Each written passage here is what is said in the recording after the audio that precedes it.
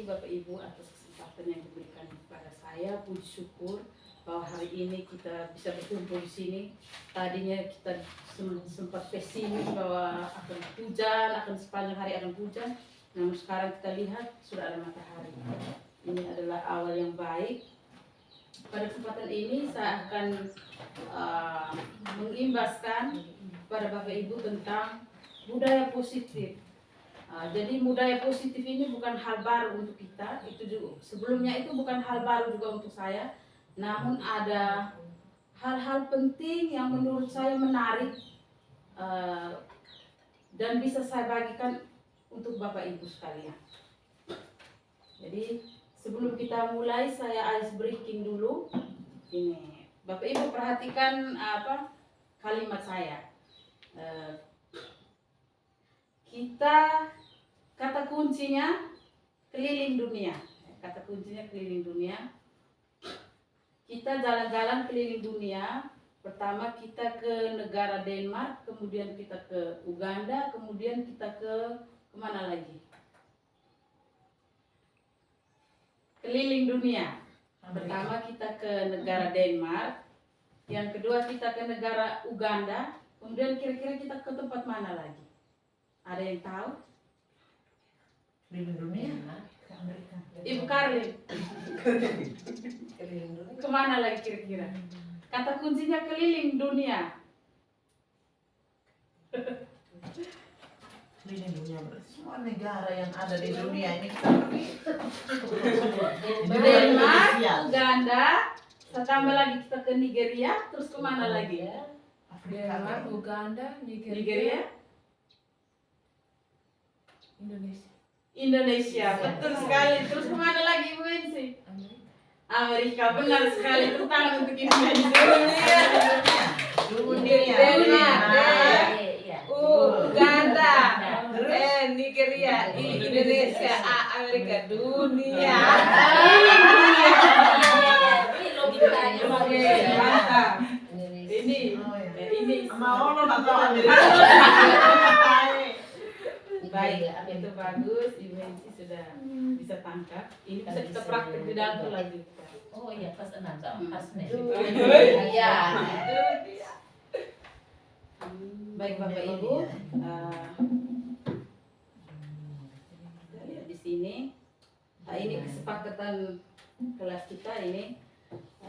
Ini kesepakatan virtual tapi kita adopsi di sini ya, kita HP kita silent, kemudian kita menyimak dengan baik, kemudian kita konsisten dengan waktu, ya. Kemudian kita terlibat aktif dalam forum pemakaran budaya positif ini.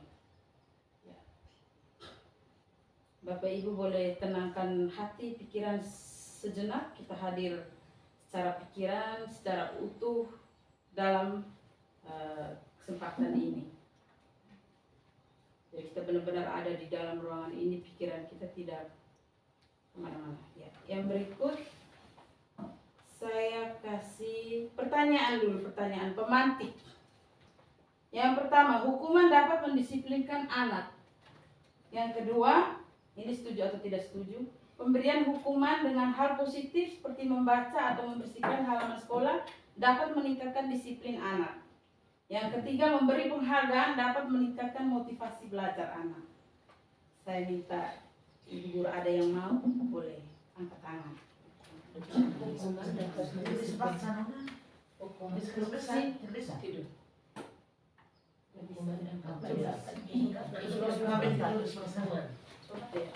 Hukuman pertama, Hukuman dapat mendisiplinkan anak. hukuman Bagaimana? Ibu Karlin coba. Yang pertama setuju atau tidak setuju? Tidak Yang pertama tidak setuju. Oke, yang kedua, pemberian hukuman harus membaca, hukuman dengan hal positif seperti membaca atau membersihkan halaman sekolah dapat meningkatkan disiplin. Iya, setuju. Setuju? Ada yang tidak setuju, simpan dulu. Ada yang setuju dan tersimpan jawaban masing-masing. Yang berikutnya, memberi penghargaan dapat meningkatkan motivasi belajar anak. Tidak setuju. Tidak setuju. Ada yang setuju? Dia mendapat nilai bagus. Motivasi belajar. Ya. Setuju. Tidak setuju, saya tidak setuju. Oke, tidak setuju. Ada simpan jawaban kita masing-masing ya Bapak Ibu. Jadi ini Kalau dia belajar mesti ada hadiah. Kalau tidak ada hadiah, hukuman pasti dia tidak belajar. dapat mendisiplinkan anak itu adalah tidak setuju. Kenapa? Karena anak itu disiplin dia atas dasar kesadaran diri. Iya, kodrat. Kalau dia hukuman itu menghukum berarti dia bukan disiplin. Karena disiplin sesungguhnya adalah kesadaran diri anak. Kesadaran diri. Ketika kita Iya. melihat itu sebagai bentuk disiplin, itu bukan disiplin. Itu sebenarnya kita mengontrol dia. Nah, kita masih pakai teori kontrol. Kemudian yang kedua, pemberian hukuman dengan hal positif seperti membaca. Nah, ini juga. Ini hukuman yang tidak konsekuen. Nah, tidak konsekuensinya ini tidak logis. Jadi ini tidak setuju, seharusnya tidak seperti itu. Sekalipun hukuman itu hal positif, ketika hukuman itu tidak logis dengan apa yang anak lakukan, tindakan kurang disiplin yang anak lakukan, itu tetap tidak efektif, Bapak Ibu. Tidak efektif akan kesadaran dirinya. Dia tidak berpikir, logikanya tidak jalan. Masa saya salah ini kok suruh yang lain? Saya tidak kerja PR, masih saya bersih kamar WC atau sapu ruangan kelas atau apa. Kemudian yang ketiga, ini menarik, memberi penghargaan dapat meningkatkan motivasi belajar anak. Jadi Bapak Ibu, ini benar, namun motivasi ini yang datang adalah motivasi dari luar. Bukan dari Ya. diri. Dan motivasi dari luar itu akibatnya apa? Jangkanya pendek. Iya. Anak akan ketergantungan pada Ada penghargaan itu. penghargaan atau hadiah. Sebenarnya yang mau kita tumbuhkan di sini adalah motivasi dari dalam diri, yaitu dia sadar, oh, mengapa saya dapat penghargaan? Karena kerja keras Kerja saya. keras dari dia sendiri. Sebenarnya yang mau kita hargai itu bukan karena dia juara peringkatnya, Iya. tapi karena usaha dia, nilainya dia, Nilai dia juara. orang yang bertanggung jawab, bekerja keras gitu. Jadi ketika kita hanya menggantungkan ini penghargaan seperti piala supaya anak itu belajar, sebenarnya kita kurang memahami secara betul. Sebenarnya piala itu penghargaan atas kerja kerasnya, bukan karena peringkatnya dia dapatkan itu. Jadi yang kita harapkan di sini bukan motivasi jangka pendek, ya. Motivasi dari luar, tapi dari dalam diri anak itu sendiri. Ya, kemudian, nah, ini permainan. Coba Bapak Ibu kita praktekkan lagi permainan kepal tangan. Masih ada yang ingat? Nah, Bagaimana? Oh, kepal ya. tangan. Kepal tangan. Ya. Nah, Bapak Ibu masih ingat kan? Jadi coba kita praktekkan lagi. Satu orang dua berpasangan, satu orang memegang, satu orang itu di dalam tangannya ada benda berharga yang sangat berharga, dan satu orang sebagai orang yang berupaya supaya orang yang satu bisa ambil dan keluarkan. Coba. Oh, nggak berarti sendiri. Bisa dengan merayu, boleh mengayu. Orang yang kedua bisa membujuk, mengancam, menghardik, merayu. Coba. Coba pikirkan. Bisa, boleh. Ini upaya apa upaya?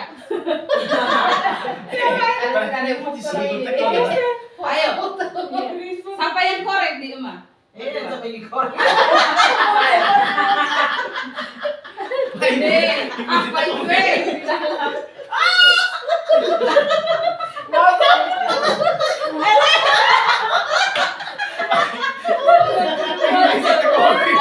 Saya buka dulu lah sama apalah di dalam.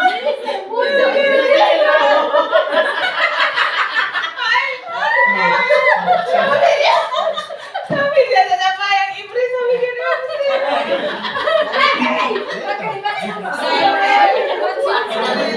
Oke, ada yang dapat korek? Jadi, ada. Baik Bapak Ibu, kita ingatkan lagi, ini kita ingat lagi. Jadi yang di tangan itu seseorang itu adalah keyakinan yang dia miliki. Jadi keyakinan dia ini, dia berpegang teguh pada keyakinan. Kemudian orang kedua ini dia berusaha untuk mengontrol, maksudnya dia mengatur, maksudnya. Namun karena kuat, sangat berharga untuk dirinya, makanya dia tidak akan membukanya, mengubah. Karena ini penting untuk dirinya. Ini kaitannya dengan nilai, nilai dalam diri kita, diri anak. Ketika anak itu nilai yang di dalam dirinya itu sudah kuat, goncangan atau pengaruh apapun dari luar itu tidak akan berpengaruh karena nilainya sudah ada, dia sudah memahami nilai. Nilai apa? Kalau anak-anak kita ada nilai pelajar Pancasila itu yang berhubungan dengan dimensi pelajar Pancasila. Nilai-nilai yang ada tuh bisa nilai-nilai kebajikan universal, bisa saja tanggung jawab, hormat, kemudian disiplin, itu jenis-jenis nilai. Jadi seperti itu tadi, ibaratkan nilai dan keyakinan yang kita miliki. Kemudian ya Bapak Ibu, saya ajak lagi untuk ada di slide ini ya, teori kontrol dan ilusi kontrol. Yang pertama, guru mengontrol murid itu adalah ilusi. Kita tidak bisa mengontrol murid, muridlah yang mengontrol dirinya sendiri atas dasar kesadaran diri. Selama ini kita pikir kita yang kontrol anak-anak. Padahal sebenarnya anak itu melakukan harus sebenarnya ada dalam kesadaran dirinya sendiri. Itu kita hanya ilusi. Oh, selama ini saya guru mengontrol gitu. Itu ilusi. Kita tidak mengontrol. Kita kalau sebagai mengontrol itu dia masih belum merdeka itu kalau masih menggunakan teori kontrol. Yang berikutnya, kritik dapat dan membuat orang merasa bersalah, dapat menguatkan karakter. Nah, selama ini kita kritik buat orang bersalah. Gara-gara kau tuh ibu harus seperti ini. Itu bukan menguatkan karakter, itu menciutkan karakternya. Dia menjadi apa?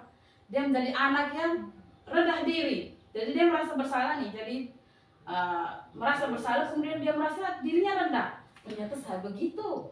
Dampak psikologinya sangat besar ketika kita mengkritik anak dan membuat dia merasa bersalah. Saya juga ini pengalamannya pernah saya lakukan membuat kita buat anak bersalah supaya dia jangan melakukannya lagi. Gara-gara kau tidak kasihan kan dengan itu? Sebenarnya kalimat-kalimat membuat rasa bersalah. Kau tidak kasihan kan dengan itu? Itu kalimat membuat rasa bersalah. Kemudian semua penguatan positif efektif dan bermanfaat. Jadi tidak semua itu kita memberikan penguatan positif, terlalu memberikan penguatan positif, itu tidak baik. Kenapa? Anak bergantung pada validasi kita. Kita bilang, oh ini penguatan positif misalnya, hebat, kau luar biasa bagus. Nanti anak berperilaku bergantung pada kita. Oh nanti saya buat salah, ada ibu guru, dia begini, nanti panggil saya omongan. Akhirnya masih mengontrol, sehingga masih terkesan mengontrol. Dia masih bergantung dengan orang lain. Kemudian orang dewasa memiliki hak untuk memaksa. Jadi orang dewasa tidak memiliki hak untuk memaksa. Murid itu berkehendak atas kesadaran diri kita sendiri. Kenapa dia melakukan sesuatu? Kenapa dia membersihkan kelas? Kenapa dia mengerjakan PR? Sebenarnya itu harusnya harus hadir dari kesadaran diri anak itu. Ya. Jadi di sini ada mengubah orang ya. Ini ada teori stimulus respon, kemudian kontrol atau pilihan. Bapak Ibu bisa lihat di sini. Kemudian kita makna disiplin ya.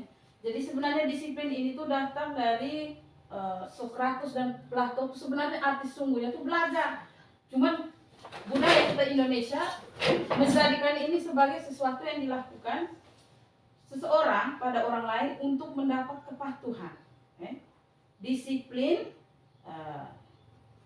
kecenderungannya kita tuh disiplin tuh dengan ketidaknyamanan, bukan dengan apa yang kita hargai atau pencapaian suatu tujuan mulia.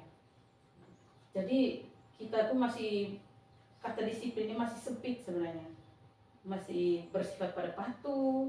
Padahal sebenarnya disiplin itu kesadaran diri kita. Ya, ini nilai-nilai, ini kita hanya ulangi. Jadi nilai-nilai itu menurut Gosen ini ada teori. Ya. ada mandiri, sesuai dengan pelajar konflik mandiri, bernalar kritis, berkebinekaan global, bergotong royong, kreatif. Ini nilai-nilai yang selayaknya harus ada dalam anak didik kita, karena mereka kan profil pelajar Pancasila. Kemudian motivasi, ya ini tadi hubungan yang tadi. Motivasi eksternal itu untuk menghindari ketidaknyamanan atau hukuman apa yang akan terjadi apabila saya tidak melakukannya. Ya. Oh, kalau saya tidak buat, nanti Bapak Ibu guru begini. Itu motivasi eksternal dari luar, dia bergantung dengan orang lain. Kemudian imbalan seperti penghargaan. Sebenarnya kita memberikan penghargaan, memang benar dia dapat contoh piala uang. Tapi sebenarnya bukan piala itu yang seharusnya dia lihat, tapi usaha dari dia itu yang dihargai, itu yang sebenarnya dia lihat di situ. Jadi itu tergantung dari kita guru bagaimana ketika memberi penghargaan. Terima kasih misalnya, terima kasihnya ini karena kau punya kerja keras, bukan ini piala karena kau juara 1. Nah, itu sudah bergantung tuh dia mengontrol. Oh berarti saya harus dapat piala supaya saya dipuji. Seperti itu. Saya belajar supaya dapat piala, dapat uang. Kemudian menghargai diri sendiri. Ya, ini adalah motivasi internal, tujuan dari disiplin positif itu sendiri. Saya akan menjadi orang seperti apa bila saya melakukannya. Inilah bentuk kesadaran diri dia. Kembali, tujuan semua yang dia lakukan itu adalah untuk menghargai dirinya sendiri, nilai yang dia pegang. Misalnya dia itu orangnya yang religius. Ketika dia melakukan sesuatu di luar itu, bilang saya nanti jadinya orang seperti apa? Apakah saya jadi religius seperti keyakinan saya? Harusnya seperti itu. Jadi ini sebenarnya tujuan dari disiplin positif. Kesadaran diri untuk menghargai diri sendiri. Jadi menurut Ki Hajar Dewantara ini hubungannya, merdeka itu artinya tidak hanya terlepas dari perintah, tetapi cakap memerintah diri sendiri. Inilah merdeka belajar. Itulah mengapa kemarin kita belajar filosofis itu. Dia merdeka itu murid bebas, namun bebas yang tidak mencelakakan dirinya dan orang lain. Dia mampu memerintah dirinya sendiri. Dihukum oleh penghargaan. Nah, baik Bapak Ibu, di sini ada pernyataan. Saya kasih besar lagi, mungkin supaya bisa. Ya. Bapak Ibu lihat ini, pengaruh jangka pendek dan jangka panjang. Jadi ini sebenarnya fakta dari penelitian dari sebuah penghargaan itu akan menyebabkan apa? Jangka pendek dan jangka panjang. Pengaruhnya itu jangka pendek. Kemudian penghargaan itu menghukum. Kemudian penghargaan mengurangi ketepatan. Penghargaan tidak efektif. Penghargaan merusak hubungan. Saya buka forum di Bapak Ibu mungkin mau mengelaborasi satu poin di sini. Mungkin ada yang sudah memahami atau masih bingung. Ya. Kalau penghargaan tadi jangka pendek itu sudah jelas ya, karena dia bergantung dengan validasi orang lain, sehingga itu motivasinya jangka pendek. Ketika orang tidak menghargai, memberikan penghargaan, dia lepas kendali. Yang pertama itu bisa baca. Yang pertama itu ini pengaruh jangka pendek, ini penghargaan dan jangka panjang.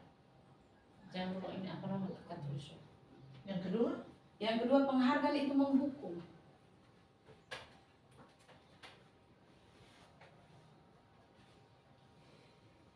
Kemudian penghargaan mengurangi ketepatan. Penghargaan tidak efektif. Mengurangi apa? Ketepatan. Tadi ketepatan? Ketepatan. Iya, ketepatan. Penghargaan merusak hubungan. Terus di bawahnya? Penghargaan merusak hubungan. Penghargaan itu menghukum ya, karena kita sebenarnya itu tujuannya itu meminta atau membujuk seseorang melakukan sesuatu untuk memenuhi tujuan ya dari orang yang meminta atau membujuk. Kita guru meminta murid berprestasi, kita dengan penghargaan. Sebenarnya kita bukan meminta untuk berprestasi, tapi meminta dia untuk sadar untuk bekerja keras dan berusaha. Nah, seperti itu. Kemudian ketepatan ini tadi seperti tadi, sebenarnya bukan peringkat atau apa yang mau kita hargai. Yang lebih tepatnya adalah usaha kerja keras dari anak itu. Misalnya anak itu sudah jujur, terima kasih apresiasinya, terima kasih karena kejujuran, pintar. Jangan hanya bilang luar biasa ya. Jangan seperti itu. Kita harus validasinya seperti luar biasa kau sudah jujur. Nah, seperti itu. Harus ada mengangkat nilai yang sudah dia tunjukkan di situ, sehingga anak, oh saya telah menunjukkan nilai ini yang saya buat barusan. Seperti itu. Kemudian penghargaan itu tidak efektif karena itu tadi jangka pendek. Kemudian merusak hubungan. Nah, Bapak Ibu menarik ini. Iya. Menarik. Mengapa? Coba Bapak Ibu bayangkan, jika Bapak Ibu memberikan penghargaan satu anak di kelas, adakah yang merasa iri? Ada. Nah, itulah yang merusak hubungan kita. Iya. Itu merusak hubungan. Jadi kita tidak mengandalkan ini penghargaan sebagai satu cara. Oh misalnya, saya nanti kasih hadiah. Sebenarnya bukan itu. Kita mengangkat dia punya nilai yang dia tunjukkan. Kemudian memberi motivasi pada lain, sehingga yang lain sadar, oh berarti saya harus menampakkan nilai ini, bukan harus ranking 1 benar. Nanti anak akan berupaya mendapatkan penghargaan dengan berbagai cara, nyontek. Ketika dia obsesi dengan penghargaan, misalnya benda dari ibu guru, misalnya piala atau uang, dia akan menghalalkan segala cara dan mengabaikan nilai itu tadi. Karena kita tidak mengangkat nilai itu. Kita menunjukkan kepada anak, karena oh terima kasih karena kerja keras atas usahamu, kita tekankan itu. Anak akan melihat, karena dia belajar, seharusnya contoh di dia tuh dia punya kerja keras dan belajar. Nah ini mengapa penghargaan itu merusak hubungan. Ya memang kita refleksi juga. Saat kita waktu di SD kan kita ini juga. Anak-anak ada yang dipilih. Itu memang karena kita tuh bukan tidak mampu, kita hanya pemalu, tidak bisa mengungkapkan pikiran kita saat itu waktu kita masih di sekolah dasar. Ya. Kemudian apresiasi ya. Nah, ini cara kita mengapresiasi murid ya. Beri pengakuan secara khusus ya bisa. Secara khusus itu tadi spesifik. Nilai apa yang sudah dia tunjukkan? Mandiri, kreatif, kolaboratif. Ya, kemudian secara pribadi kita boleh panggil dia. Terima kasih. Ini jujur ya budaya yang jarang kita lakukan. Saya juga sebagai guru nih, saya jarang memanggil siswa untuk apresiasi dia. Kebanyakan kita kan maksudnya tunjukkan di teman-teman supaya teman-teman ikut. Padahal kita tidak menggarisbawahi nilainya dia itu tadi. Ini sebenarnya praktek yang memang harus bertentangan. Ya lebih efektifnya kita panggil dia secara pribadi sehingga dia menyadari dirinya. Kemudian beri pengakuan kepada semua murid bergantian. Jadi setiap murid itu pasti ada dia punya kelebihan dan kekurangan. Nah, dia mampu bekerja sama walaupun dia mata pelajaran dia materinya tidak mengerti. Tapi ketika dia aktif dalam diskusi, dia mampu memfasilitasi teman-temannya, menjadi ketua dalam kelompok itu, memimpin, mengatur, mengarahkan, kita bisa mengapresiasinya. Misalnya dalam satu kelompok kita, ya ibu beri pujian pada si ini karena dia bisa mampu memimpin kelompok. Kemudian yang ini sebagai moderator dia bisa moderasi teman-temannya. Kemudian yang ini sebagai yang mencatat, dia menulis dengan baik, kerapihannya dalam menulis begitu. Kita bisa begitu, seperti itu contoh. Kemudian konsisten ya, kita pengakuan dia itu secara konsisten. Fokus pada proses ya, proses yang dia lalui. Dalam proses itu dia berupaya, kerja keras, nilai-nilai yang dia tunjukkan di situ kita apresiasi. Nah, ini contohnya begini. Pembuka nilai kebajikan situasi. Ini kalau kita mau mengapresiasi anak-anak itu seperti ini. Kemarin saya perhatikan rasa empatimu besar sekali, atau tanggung bertanggung jawab pada saat kita kalau mau ini formulasi contoh ya. Nanti kita boleh tata bahasanya kita bisa dengan masing-masing supaya anak bisa mengerti. Saya menghargai kepedulianmu pada saat membantu teman-temanmu di tugas kelompok. Terima kasih untuk tanggung jawabmu pada saat kamu memungut kertas. Nah, itu sebenarnya tanggung jawabmu. Ini ada nilai-nilai yang di garis bawahi dalam setiap kalimat apresiasi kita. Kemarin ini Ines itu buat video dengan saya. Dia ribut dengan Madriven. Dia mau menertibkan kelas. Itu niatnya baik kan? Kepedulianmu terhadap dia. Makanya saya garis bawahi. Niatmu untuk menertibkan kelas itu sudah bagus. Namun apakah pantas menertibkan teman dengan kata-kata kasar? Baru dia sadar. Tidak pantas. Sabar. Nanti ini saya bagikan. Kita bagikan itu. Untuk baca-baca. Saya rasa bisa ingat ini. Kita kalau pakai contoh-contoh pagi ini kita bisa ini paham. Nah, sekarang ini Bapak Ibu saya minta. Ini hukuman atau konsekuensi? Coba. Saya baca. Mencatat 100 kali dalam hukuman. Oke. Lari mengelilingi lapangan basket 2 kali karena terlambat hadir di sekolah. Hukuman. Oke. Murid diminta untuk push up 15 kali karena tidak menggunakan masker ke sekolah. Hukuman. Oke. Menggantikan kertas tugas teman yang dicoret-coret. Konsekuensi ya, simpan dulu jawabannya ya, Ibu. Membersihkan tumpahan air di meja tulis karena tersenggol pada saat belajar. Konsekuensi. Oke, simpan. Murid disuruh untuk mengenakan sepatu seharian di sekolah karena tidak mengenakan sepatu hitam. Murid disuruh untuk tidak mengenakan sepatu seharian di sekolah karena tidak mengenakan sepatu hitam. Hukuman. Simpan jawabannya Bapak Ibu. Lari mengelilingi lapangan basket 2 kali karena terlambat 10 menit untuk pelajaran PJOK. Hukuman. Baik. Sekarang kita lihat di bawah. Ini yang PJOK ini karena ada hubungan dalam pembelajaran kan konsekuensi.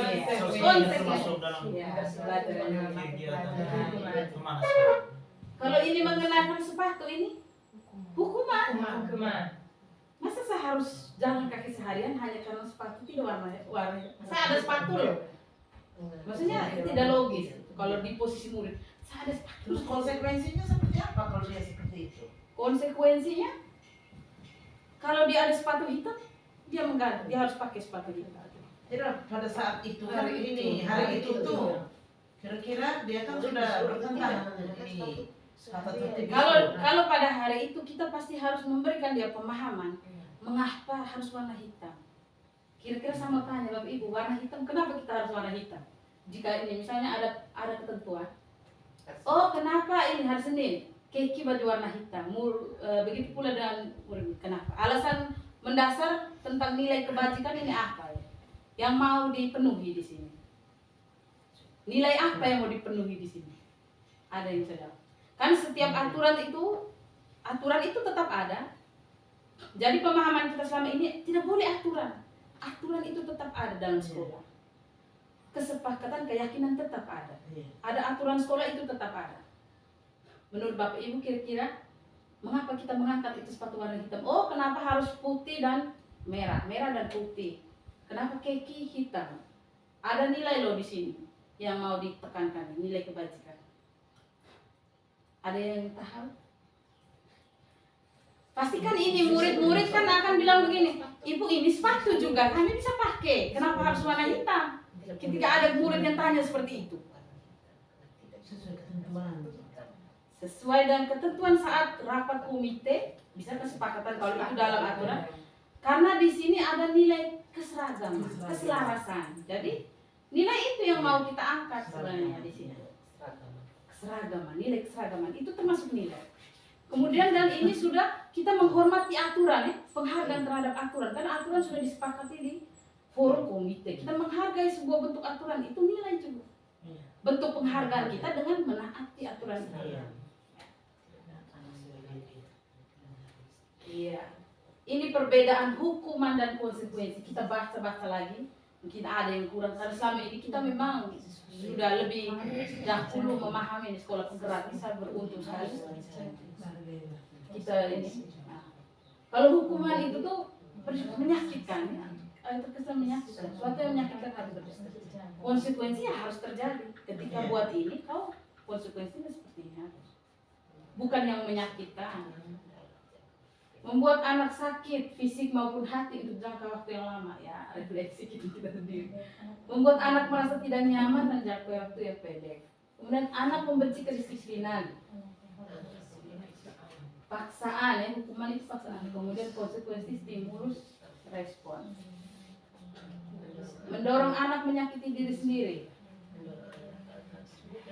Konsep diri yang buruk kalau kita memberikan hukuman. Itu ada asumsi negatif yang dia bangun dalam dirinya. Kemudian anak belajar untuk menyembunyikan kesalahan. Nah, dia berupaya untuk tidak menampakkan kesalahannya dia supaya tidak dapat hukuman. Nah, kita tidak tahu seperti itu. Terus kita tahu dia berbuat salah, akhirnya kita sakit hati. Lalu konsekuensi anak belajar mematuhi aturan. Marah, merasa berharga, dipermalukan, merasa tidak dihargai. Kehilangan hak, dibuat tidak nyaman, diasingkan itu sementara. Ada konsekuensinya. Jadi kita sebaiknya tidak memberikan hukuman. Kita sebaiknya mengarahkan anak pada konsekuensi logis. Kemudian restitusi. Nah, ini sudah kurang lebih. Dan sebelumnya saya boleh minta Ibu kalau ada HP mungkin bisa foto dari situ. Karena ini dasar HP ada pakai. Foto cukup 2, 3. Kemudian restitusi, ini hal yang menarik ya. Ini saya pelajari, sama pakai miring ya kalau bisa. Saya pelajari ini nih, walaupun di modul ini PMM ini saya sudah dapat sertifikat. Kemudian sekolah penggerak kita dapat juga. Namun saya baru mengerti tuh ini nih, saat ini saya praktek tuh dengan Ines, saya buat narasinya. Oh ternyata begini nih kalau kita mau menyelesaikan masalah dan anak. Namun saya perlu tekankan, restitusi ini bukan satu-satunya cara yang kita gunakan dalam menyelesaikan masalah anak. Tergantung dari kesalahan apa yang dia buat. Jadi ini saya kasih pemaparan dulu tentang restitusi ini. Menciptakan kondisi bagi murid untuk memperbaiki kesalahan mereka sehingga mereka bisa kembali pada kelompok mereka dengan karakter yang lebih kuat. Ya. Restitusi juga merupakan proses kolaboratif yang mengajarkan murid untuk mencari solusi dari masalah mereka dan membantu murid berpikir tentang orang seperti apa yang mereka ingin menjadi, tujuan dan bagaimana mereka harus memperlakukan orang lain. Jadi ini kita disarankan untuk menyelesaikan masalah siswa dengan restitusi karena ini dinilai lebih baik dan lebih ramah pada murid ketika kita mau menyelesaikan suatu masalah. Namun kembali lagi pelanggaran apa yang dia buat atau masalah apa yang dibuat ketika murid itu mencelakakan teman yang berhubungan dengan orang tua, nah itu kita perlu penyelesaian. Restitusi juga bisa, tapi harus melibatkan orang lain, orang tua juga. Nah, saya kasih gambaran ya Ibu. Restitusi itu dia pilihannya, dia berada pada ranah disiplin positif. Kemudian ini mungkin Bapak Ibu akan merasa rumit untuk memahami ini. Untuk lebih ininya saya langsung tunjukkan saja videonya. Videonya itu Bapak Ibu kalau Bapak Ibu ada data semua kan? Ada hanya HP bukan. Oh biar. Berarti kalau begitu saya buka saja di sini. Iya. Ini sebagai contoh saja.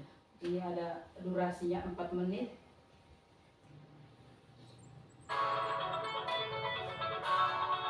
Suara bisa dengar ya?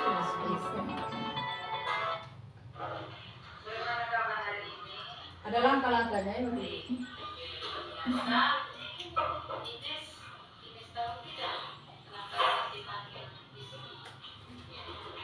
Tidak tahu, tidak tahu.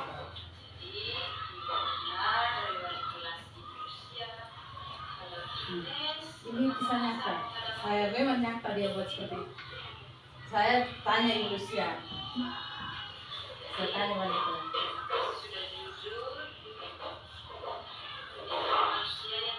Terima kasih sudah jujur, tidak ada manusia yang sempurna. Ibu dulu waktu SD ibu pernah melakukan salah.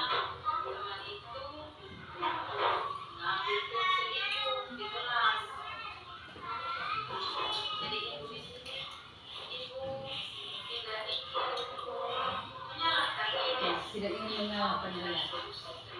Kita mencari solusi, jadi kita tidak menyalahkan dia.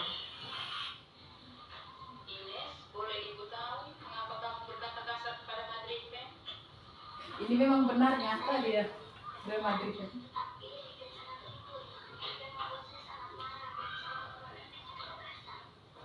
Baik Ines, terima kasih sudah jujur. Memang sebagai ketua kelas kamu berhak untuk menertibkan kelas. Dan inisiatif untuk menertibkan kelas itu sudah bagus. Kita apresiasi ini Namun, sama. apakah pantas menegur teman dengan kata-kata kasar? Nah, saya salah. Sadar. Tanya keyakinan kelasnya. Ini langkah-langkahnya. 5S itu ada juga sopan santun.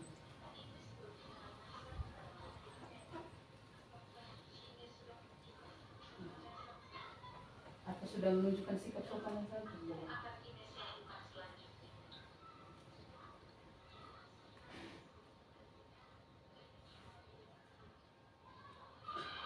Kapan Ines akan bersikap lebih sopan dan santun?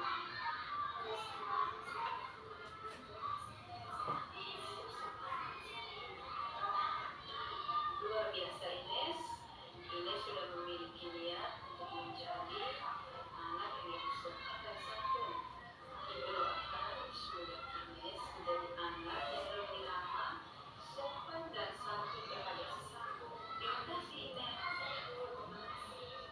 Baik Ines, terima kasih sudah terlibat bersama Ibu dalam dialog tadi. Bisa langsung video, dia tanya langsung video. Dia Bagaimana langsung perasaan jawab. Ines ketika berdialog bersama Ibu tadi? Senang Bu, tetapi saya sadar semua perilaku saya yang sangat tidak sopan tadi, dan saya berjanji akan menjadi anak yang lebih sopan dan tidak berbuat kata-kata kasar lagi terhadap teman-teman saya. Luar biasa Ines, terima kasih ya. Ya Bu, terima kasih ya. Anak ini jago. Dia Hebat. ibu. Jadi ini ibu saya omong bagaimana? Kan ini skenario, tapi memang berdasarkan nyata. Kau omong sesuai kopnya. Jadi dia buat seperti itu seperti acting. Jadi memang dia Satu nomor yang dia buat di sana tuh dengan Ican, Sere. Iya. Nah dia bilang, Iya. bisa buat deh sesuai ini terus saya. Dia buat dan ngomong. Jadi ini anak memang apa? Dia cerdas, dia itu bakatnya dia tadi. Dan memang kenapa saya pakai Ines di sini? Karena memang targetnya saya, memang kalau kita lihat setelah restitusi ini, jadi ada kejadian setelah restitusi ini dia marah sudah ini. Tidak, dia marah Bilna di situ. Bidu, dia langsung gitu. Ingat? Nah, saya langsung bilang, oh ya ibu. Nah, setelah kita sudah kita ingatkan lagi, bukan kita restitusi ini bukan kita bilang oh setelah ini anak langsung berubah. Tidak. Tapi anak itu sudah berproses dan kita tidak menyalahkan. Jadi pertanyaan yang saya bangun itu lebih adem. Kenapa selamat pagi? Kenapa kok di pagi sini? Tahu tidak? Kalau ada anak yang tahu, ibu saya sudah buat ini. Terus kita tanya lagi, keyakinan kelasmu apa? Oh ibu saya itu begini kalau keyakinan. Kalau dia tidak tahu, nah itu tugas kita untuk keyakinan kelas kita itu kita pajangkan. Jangan lupa kita ada budaya 5S. Anak-anak tahu itu budaya 5S. Sopan santun. Oh ya, apakah sudah menunjukkan sikap sopan dan santun? Tidak itu. Dia sudah sadar kesalahan dia. saya salah, dia mengaku kesalahan, dia sudah sadar. Itu tujuan kita menyadarkan anak. Kemudian kata-kata yang kita pakai itu lebih netral, kan, membuka anak tuh untuk berkomunikasi dengan kita. Kita bukan untuk membuat dia merasa bersalah. Kita bukan penghukum, kita guru bukan penghukum. Kemudian jadi restitusi ini nih kita seperti seorang manajer, ya. Jadi ada posisi guru itu, guru sebagai penghukum, pembuat rasa bersalah, sebagai teman, sebagai manajer. Jadi kita guru itu seperti manajer. Kalau kita membuat rasa bersalah itu tadi seperti efeknya tadi itu dia merasa memandang rendah terhadap dirinya. Kalau kita memposisikan sebagai teman, itu dampaknya kurang bagus juga. Memang kita bisa berada di situ sekali-sekali kita menjadi teman, tapi kita tidak perlu menjadi teman dengan dia. Tidak, Bapak Ibu paham ini maksud saya. Kita lebih apa? Kita lebih kalem nih ketika anak-anak kita manajer, panggil, tanya.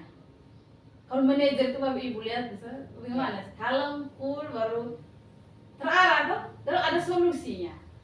Jadi kita berada di posisi manajer ketika menyelesaikan masalah dari siswa. Bapak Ibu saya berbagi lagi. Ini tadi ini Ines, kemudian ini siapa? Juan Badai. Dia juga sering pukul teman dalam kelas. Saya tanya kan wali kelasnya, saya tanya teman-temannya juga nih. Ini saya mau restitusi, saya mau praktik langsung. Jadi tanpa video, tanpa apa, saya mau buat langsung, saya mau ini apa saya bisa. Saya panggil dia, dia tidak tahu itu keyakinan kelasnya apa, dia juga tidak tahu kesalahannya dia apa.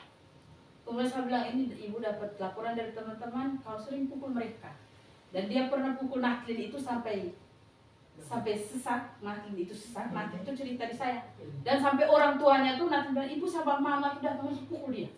Ketemu dia tuh pukul. Karena orang tuanya sampai sesak. Kemudian saya panggil dia, saya bilang, Juan, kira-kira keyakinan kelas mana yang tidak kau indahkan, yang tidak kau ini tampakkan? Tidak tahu kan, tidak ada keyakinan kelas. Jadi mereka belum ada. Kelas 5. Memang itu kan kelas 5 dari yang kelas 6 punya, tapi itu bukan mereka yang dilibatkan dari. Berarti karena saya mau menyelesaikan mereka tuh kita harus ambil keyakinan apa. Saya bilang kalau budaya 5R sudah tahu itu sopan dan santun, dia langsung kau sebut. Kira-kira yang mana yang kau tidak tunjukkan sopan dan santun? Dia sebut. Senyum, salam, sapa, sopan, santun. Dia sebut. Dia tahu. Rata-rata anak-anak kecil dia tahu itu budaya 5R. Kemudian Juan bilang, menurut kau dia kebanyakan diam. Ini saya rasa anak-anak kalau kita 2 anak dari 3 dari 2 anak yang 3 anak, 2 anak yang itu tuh diam, lebih banyak diam. Yang aktif hanya Ines. Jadi saya praktek tuh ada 3 anak. Jadi termasuk Juan ini saya rasa menggambarkan situasi murid kita kalau ditanya kan pasti dia diam. Nah, tugas kita gali mereka, kita gali pertanyaan. Tapi tidak memberi mereka rasa bersalah atau tidak. Kemudian saya tanya dia ini, kau ini jujur, kau bisa jujur dari ibu. Kira-kira kenapa kau selalu pukul teman? Kau jalan dari meja ke meja, kau pukul. Itu kan memang teman-temannya cerita seperti itu.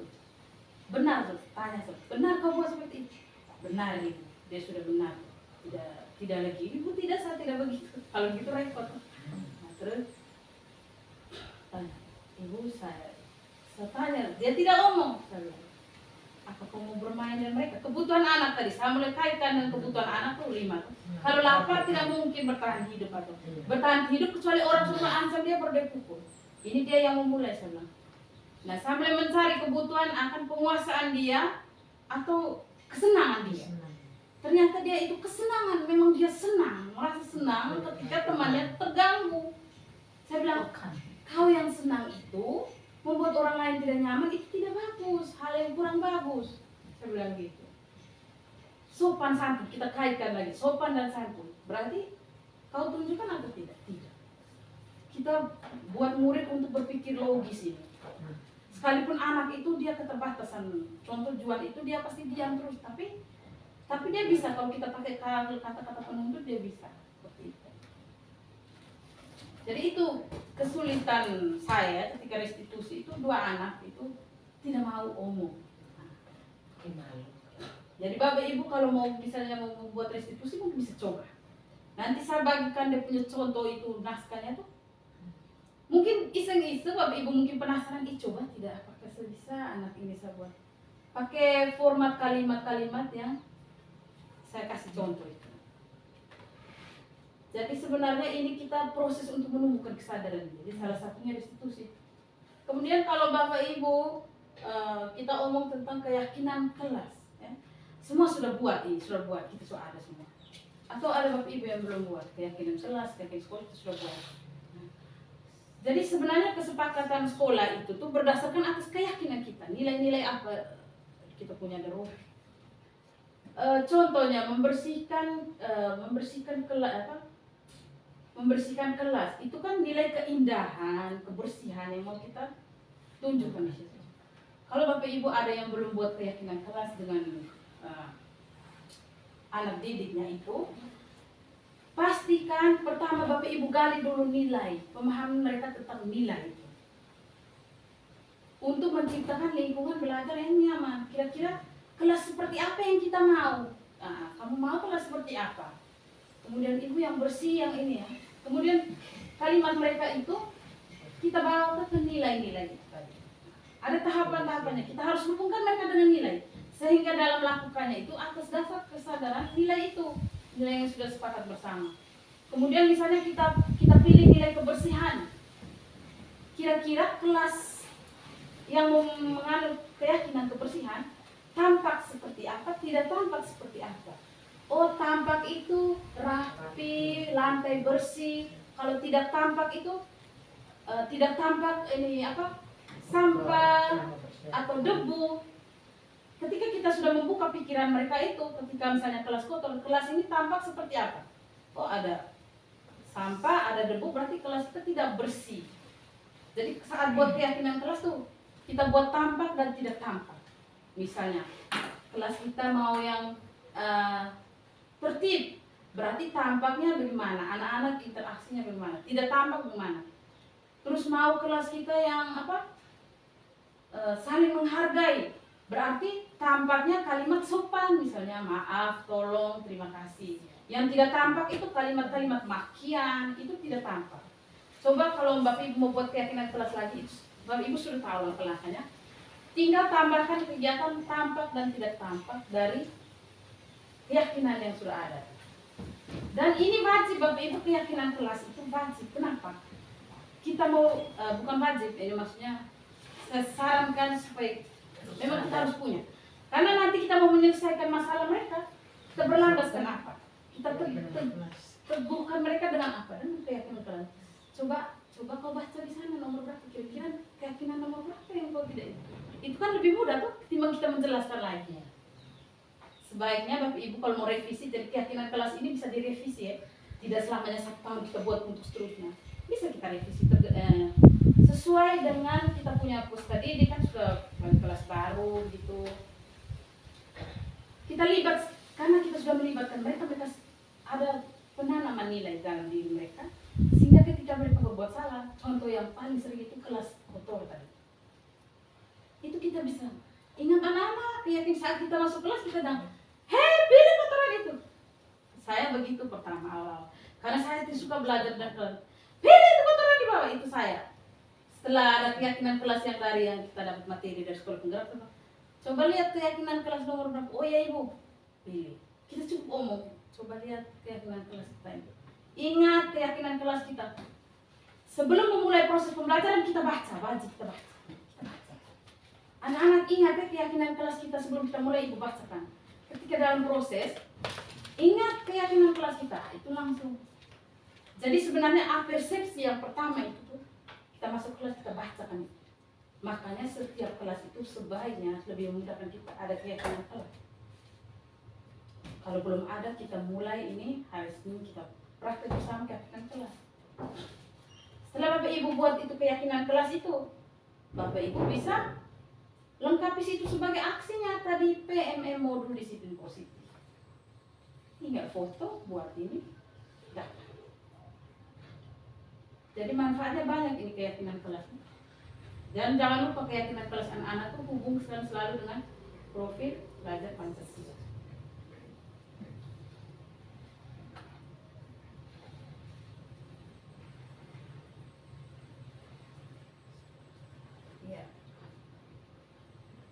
Ya, jadi budaya positif yang kita pelajari ini peraturan kelas, kemudian keyakinan kelas, kemudian kita dapat lingkungan positif.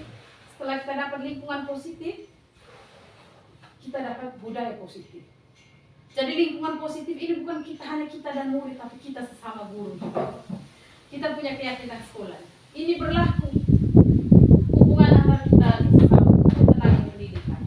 Bukan saja tugasnya guru-guru kelas, ini semua warga sekolah. Karlin ketika dengan anak, adik Karlin ini tensi. Saya kadang-kadang lihat itu banget capek-capek.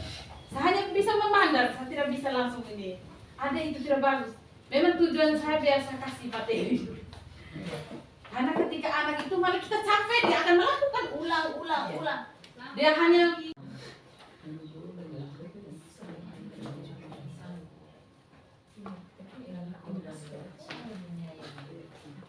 ayo, apakah gambar sebelah kiri atau sebelah kanan? Ini kesepakatan kelas, tapi mana nih yang keyakinan kelas? Ayo, Ibris masuk langsung ice break. Ice break itu entah. Pas Ibu tadi sudah ini. Kiri dan kanan ini mana yang merupakan keyakinan kelas? Ini berdua nih kesepakatan kelas. Kira-kira mana yang merupakan keyakinan yang memuat keyakinan? mau apa? Harapan alam. Ibu-ibu. Allah hendak sudah maksud sesuatu maaf. Kami lagi kegiatan. Coba yang sudah baca, pilih dulu. Kalau ini apa yang kita belajar? Maksudnya bagaimana? Kira-kira yang mana yang Sebelah kiri dan yang keras. kiri atau kanan? Mana yang membuat keyakinan? Ini kesepakatan.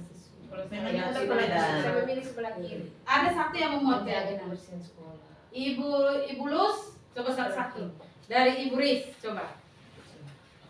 Yang ini sebelah mana? Kiri, keyakinan. Ibu Kari, kiri. Kiri. Melus kiri.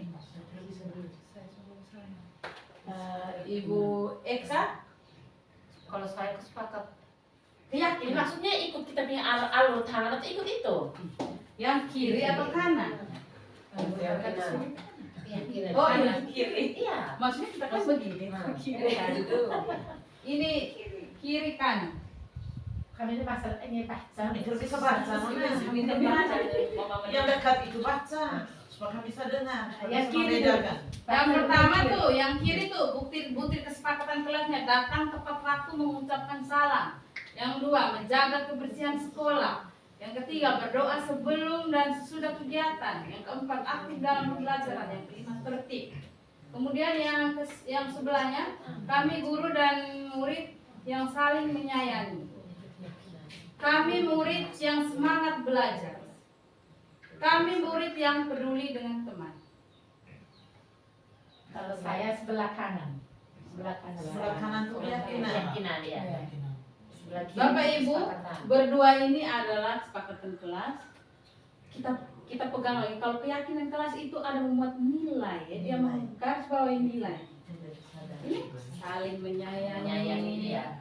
semangat, ya. Peduli dengan dengan teman. Iya. Jadi ini kesepakatan kelas kita, keyakinan kelas sebelum dirubah jadi kesepakatan kelas, selayaknya ada kalimat-kalimat yang memuat nilai tadi, baru dibawa ke sini. Nah, jadi jangan tiba-tiba langsung seperti datang. Nanti anak kenapa harus datang tepat waktu? Kan anak tanya, kenapa harus datang tepat waktu? Keyakinan kita harus ada apa? Disiplin waktu. Ya, itu keyakinan. Oh, nilainya tuh kedisiplinan. Jadi sebelum membuat kesepakatan kelas tuh kita harus dengan nilai tadi. Nah, sehingga anak tidak tanya, mengapa kita menjaga kebersihan sekolah? Nilai apa? Karena kita mau keindahan dan kebersihan. Sehingga anak-anak tahu, oh nilai ini yang sebenarnya saya mau ini. Kemudian berdoa sebelum dan sesudah kegiatan. Nilai apa? Nilai religius. Nilai agama, keyakinan akan agama kita. Aktif dalam pembelajaran, semangat, nilai semangat. Nilai semangat yang mau kita tonjolkan di sini. Kemudian tertib, nilai ketertiban. keamanan, kenyamanan itu masuk di tertib. Sehingga anak-anak tidak bertanya kenapa harus tertib ya, maksudnya mengapa harus tertib? Tertib itu contohnya apa? Aman, nyaman ya. Lebih paham lah anak-anak, lebih paham. Nah ini tadi kalau keyakinan kelasnya begini nih Ibu, Bapak Ibu. Misalnya kita pilih kata hormat, misalnya keyakinan, kita menghormati orang lain dalam kelas. Nilai yang kita tunjukkan ini saling menghormati. Berarti di dalam kelas kita yang kita dengar tuh ada kata-kata seperti apa yang menunjukkan rasa hormat. Coba. Kemudian terlihatnya seperti apa yang menunjukkan perilaku hormat. Berarti di kelas kita nampak yang ternampaknya tuh perilaku seperti apa. Kemudian, nah ini perilaku terlihat itu bisa dari suasana ya bisa. Ini tampak dan tidak tampak. Jadi Bapak Ibu, di sini kan tadi yang saya omong tampak dan tidak tampak. Misalnya kita pilih nilai, misalnya saling menghormati. Kita buat sudah anak-anak kalau saling menghormati di kelas kita, yang tampak itu apa? Oh tampak itu ada kata terima kasih, tolong. Kalau tidak tampak itu kata apa? Kata makian misalnya. Maki, Ibu tidak tampak, tidak boleh tampak di kelas kita itu yang maki. Sehingga mereka tahu nanti di dalam kelas mereka buat apa. Kalau kita hanya buat sudah, oh kesepakatan kelas kita ini, itu nanti susah mereka untuk menerapkan. Tapi sebelum kita buat butir itu, kita tampaknya bagaimana, tidak tampaknya bagaimana. Itu lebih efektif.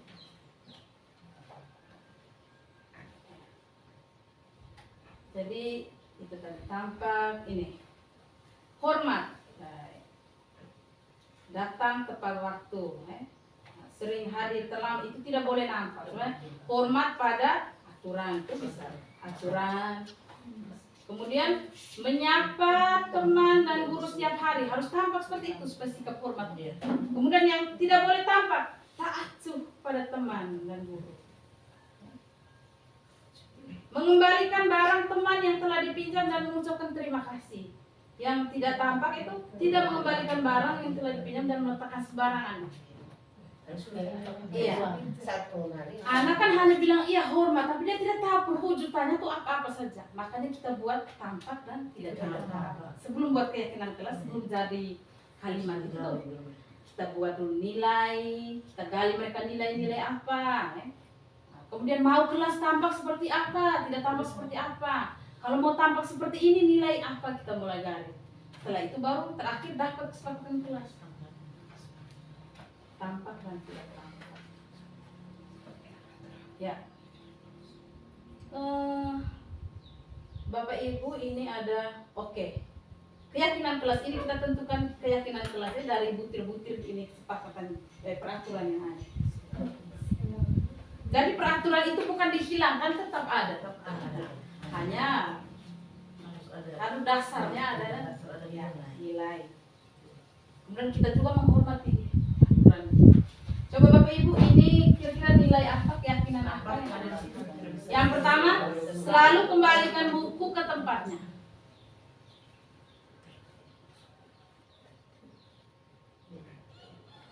Nilai tanggung jawab. Tanggung jawab ya. Contoh tanggung jawab. Kemudian dilarang mengganggu orang lain. Boleh menghormati, coba simpan jawabannya dulu. Menghormati apa lagi? Dilarang mengganggu orang lain. Menyayangi. Kita tidak boleh pakai kata peraturan, tidak katanya Dilarang. nah, dilarang tidak. Ini hanya sebagai untuk kita mau apa kaitkan dengan nilai. Sebenarnya apa keyakinan yang di sini?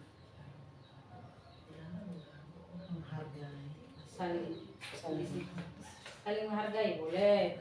Simpan jawabannya dulu. Dilarang melakukan kekerasan. Hadir di sekolah 15 menit sebelum pelajaran dimulai. Nilai disiplin. Disiplin. Oke. Dilarang melakukan kekerasan. Kasih sayang. Kasih sayang. Oke, coba. Narkoba, dilarang menggunakan narkoba. Narkoba berhubungan dengan apa? Kepedulian akan kesehatan. Oke. Yang berikutnya bergantian atau menunggu giliran. Antri. Tahan diri. Apa? Penguasaan diri. Penguasaan diri. Penguasaan diri, sifat dulu jawabannya, kemudian apa namanya tertipan juga bisa. Oke, gunakan masker. Ini supaya apa nih kalau gunakan masker? Kesehatan. Oke. Jangan berlari di kelas atau koridor. Selamat. Keselamatan. Oke. Sebenarnya ini kan peraturan, kita tidak disarankan untuk buat dengan kalimat jangan dilarang. Itu kita sudah tahu semua. Sekarang kita lihat di bawah. Iya. Tanggung jawab, menghormati orang lain. Mendengarkan materi ini, saya merasa bersalah selama ini. Nah, saya melakukan itu seolah-olah itu kita memaksakan anak itu supaya mereka tuh bisa. Mereka untuk berbuat sesuatu karena tuntunan kita, tapi bukan karena kesadaran di dalam diri mereka.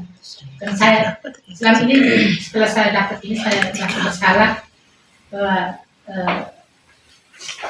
kita memperlakukan anak itu bukan sebagai anak yang berasal dari kodratnya, tapi kita melakukan itu tuh sesuatu pemaksaan.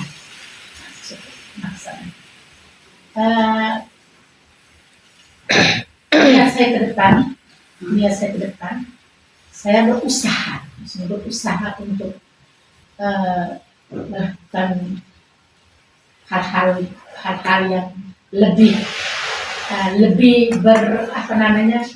lebih berpusat atau lebih berpihak pada murid. Jadi mungkin itu saja hal yang saya sampaikan di sini. Mungkin kita ada lagi mungkin hal-hal yang kita masih tersimpan di dalam diri, ya mungkin kali-kali kita bisa saling berbagi. Ya, betul. Itu saja. Inginkan untuk mengucapkan semua yang sudah mengundang saya ke sini. Ini merupakan hal yang luar biasa bagi saya. Dari materi yang saya dapatkan, walaupun saya dapatnya setengah, tapi ada hal baru yang saya dapatkan di sini, terutama dalam pemikiran saya. Yang saya tahu itu yang salah sebenarnya. Kesepakatan dengan keyakinan itu menurut saya itu sama. Ternyata di sini saya dapat banyak hal sekali. Terima kasih untuk semuanya SDKPOA. Ternyata hal baru yang saya dapat di sini, ternyata keyakinan dan kesepakatan kelas itu ternyata itu tidak sama. Itu tidak sama. Keyakinan itu lebih ke nilai-nilai yang harus ditanamkan. Perasaan yang saya dapatkan hari ini, saya sangat bangga, saya sangat senang karena ilmu baru yang saya dapatkan di sini secara gratis dan tidak dibayar. Karena tadi malam saya sempat tanya Ibu Intan bayar berapa? Walaupun saya sudah di SDM, tetapi yang ada pengalaman-pengalaman yang pernah saya dapatkan di sini itu saya terapkan ke sana, terapkan di SDM, karena pembelajaran di sana itu masih ke kurikulum K13, belum kurikulum merdeka. Jadi setiap kali kalau sudah ada KKG, itu saya selalu samakan kami di SDKPOA. Jadi di sana mereka selalu percayakan saya untuk bisa ada materi-materi baru. Jadi mereka selalu tanyakan ke saya. Jadi saya terima kasih buat Ibu sekolah, walaupun selama saya di sini banyak hal-hal yang mungkin menurut saya tidak baik, tapi menurut Ibu kepala sekolah itu kamu sudah belajar. Ternyata yang saya dapatkan itu luar biasa, bahwa selama yang saya dapat di SDKPOA dan kegiatan seperti ini, di sana itu kita tanya kembali, jadi kita harus banyak belajar. Terima kasih Ibu Intan. Mungkin Ibu Intan bisa jelaskan lagi ke saya karena saya belum terlalu paham tentang keyakinan dan kesepakatan. Terima kasih. Itu lebih bagus lagi materi nanti kita ada. Saya tularkan secara khusus dalam modul ini.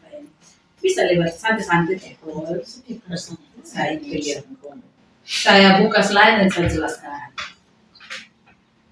Baik, terima kasih Ibu, luar biasa. Bapak Ibu yang lain, satu orang. Baik, kami saya terima kasih atas kesempatan yang diberikan. Jadi perasaan saya dari awal tadi semenjak diminta memaparkan materi tentang berkaitan dengan hukuman, konsekuensi, dan restitusi. Itu saya merasa bahwa ada penguatan kembali, karena materi yang seperti ini berkaitan dengan bagaimana cara kita guru terhadap anak. Itu saya sudah pernah dapat waktu saya mengajar sebagai guru Kober. Itu memang bahasa orang Jawa itu saat kita dengan anak itu tidak boleh ada kata jangan, harus kata tidak boleh, kata jangan itu memang ditiadakan. Itu mengingatkan kembali saya tentang ini restitusi. Terus hal baru itu yang saya dapatkan itu berkaitan dengan hukuman, konsekuensi, dan restitusi. Selama ini, jujur saya secara pribadi memang lebih banyak melakukan istilahnya, kadang hukuman, kadang konsekuensi juga, tapi tidak berlaku imbang. Ya, restitusi itu kadang-kadang. Terus niat saya ke depan itu, saya akan lebih menjadi sebagai manajer terhadap masalah-masalah yang dihadapi siswa. Sekian dari saya. Baik, ya, Emak Aga selaku kepala sekolah, silakan. Terima kasih. Yang pertama saya memberikan apresiasi kepada Ibu Intan karena pada hari ini kita disemangati lagi untuk melakukan kegiatan kumpul kita, di mana materinya sangat menarik dan luar biasa. Kita diingatkan kembali akan perilaku yang sudah kita lakukan dalam menjalankan tugas kita selama ini, yang agak bertentangan dengan ini.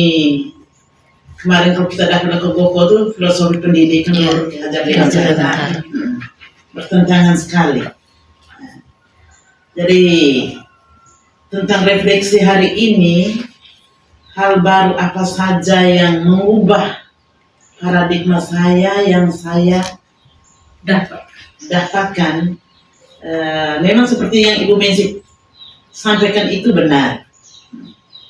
Saya lebih mengarah pada restitusi. Ya, restitusi. Restitusi. Selama ini dalam praktik, saya rasa bukan hanya saya, semua kita belum menuntun tentang proses menumbuhkan kesadaran diri pada siswa. Kita lebih, ya, konsekuensi juga seperti yang bilang tidak seimbang, benar. Tidak sebagai manajer, benar. Ini yang membawa dampak yang menurut saya kurang bagus kalau kita pertahankan terus. Kita berupaya untuk bisa menumbuhkan kesadaran diri, dan bila perlu untuk mencapai semua itu, dari hasil yang kita refleksi ini kita bisa revisikan keyakinan sekolah. Keyakinan sekolah, keyakinan kelas. Dari keyakinan kelas kita bawa ke keyakinan sekolah. Memang selama ini yang saya praktekkan tentang keyakinan sekolah, mungkin tidak semua anak baca, atau tidak semua guru baca dan maknai. Kalau saya perhatikan, kalau pagi-pagi saya biasanya paling lambat 6.30 sudah di sini, sudah isi daftar hadir, menyimpan tas dan kembali ke sana. Kita sudah mendengarkan materi, merefleksikan perilaku yang kita lakukan selama ini sebagai among, sebagai orang yang menuntun. Harapan saya sebagai pemateri, kita mampu membuat aksi nyata, yaitu membuat keyakinan kelas yang sudah kita sepakati pada hari Senin minggu berikutnya. Dari hari Senin sampai hari Jumat itu kita fokuskan, cari waktu untuk membuat aksi nyata. Jadi saya ucapkan terima kasih banyak atas kesempatan yang saya dapatkan dalam forum komunitas belajar SDK FOA. Keinginan saya berbagi ini bukan semata untuk saya punya pendidikan guru penggerak, tapi saya ingin bergerak bersama. Jadi mustahil saya ini mendapat pengetahuan saya sendiri. Tidak bisa, ini budaya positif ini harus bersama itu baru bisa diwujudkan. Kalau hanya 1-2 orang itu tidak bisa. Jadi keinginan saya ini, niat saya ini, saya mau bangun secara bersama-sama ini, kita bersama-sama menciptakan budaya positif. Memang tidak mudah ya Bapak Ibu. Kalau kita pikir, oh nanti saat penerapannya baru ternyata tidak mudah. Karena kita mengubah kebiasaan kita. Termasuk saya nih, selama ini saya memang orangnya agak pemarah juga. Tapi saya selalu apa sih positifnya nanti dari perilaku. Mulai belajar pelan-pelan untuk mengontrol diri saya sendiri. Itu kita sama-sama saling mengingatkan. Kita sudah mendapatkan pemahaman ini, kita punya misalnya rasa kewajiban untuk mengingatkan demi terciptanya budaya positif di sekolah kita. Memang orang pasti akan bilang tidak mungkin, ada yang pesimis, kita jangan seperti berada dalam rel itu. Itu harapan saya. Sekian dan terima kasih atas waktu yang diberikan. Saya kembalikan kepada Ibu Agatha selaku penggerak komunitas belajar.